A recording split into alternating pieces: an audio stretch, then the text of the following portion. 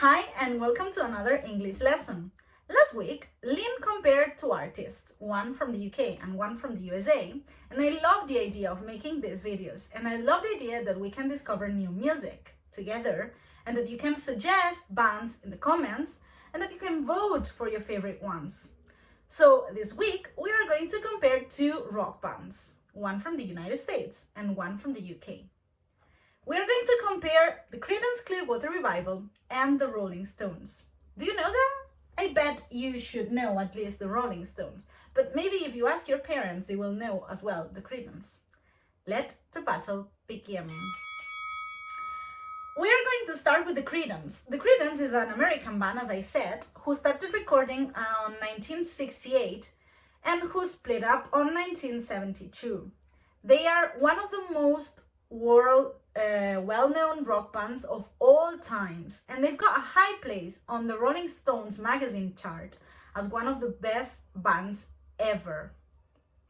So it's considered to be the precursor of grunge music, whose main representative was Nirvana. Do you know Nirvana? Well, we can talk about Nirvana another day, don't worry. So they are one of the best well-known rock bands, but they've got a particular rock style, who's called root rock. Root in English means raíz, so it's kind of a mix of rock and traditional American music. They are known as one of the best bands to make road trips. Okay, so they are kings of the road. They were called the kings of the road. After the dissolution of the Creedence Clearwater Revival in 1972, the members started their careers on their own, but they will be known as the Creedence for forever. They will be known as the Creedence, as the group. On the other corner of the ring, we've got the Rolling Stones. The Rolling Stones was formed in London in 1962. I am sure you have heard about Mick Jagger or Keith Richards.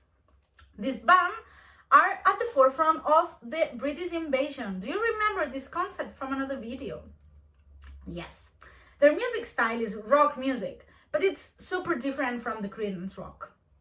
They are influenced by musicians so early like Chuck Berry, known as the father of rock and roll in the early 50s, and also as Little Richard in the early 50s as well. The Stones are pure rock, 100% rock. Also, during the 60s, their music was forbidden. They was forbidden for many young people because they were considered to be devil sympathizers. And they even named their sixth album, Their Satanic Majesties Requires, making fun of this Satanist fame. The Stones have influenced a lot of other bands, not only from our days, but also from the 70s, like David Bowie, for example, or Oasis, for example, in the 90s. The Stones started playing covers, but then suddenly they noticed that their own music was super famous, and they became super popular, and their own records were super appealing to the public. I am sure you've seen this before, this icon. The icon from the Stones, this big mouth with the tongue and all that stuff.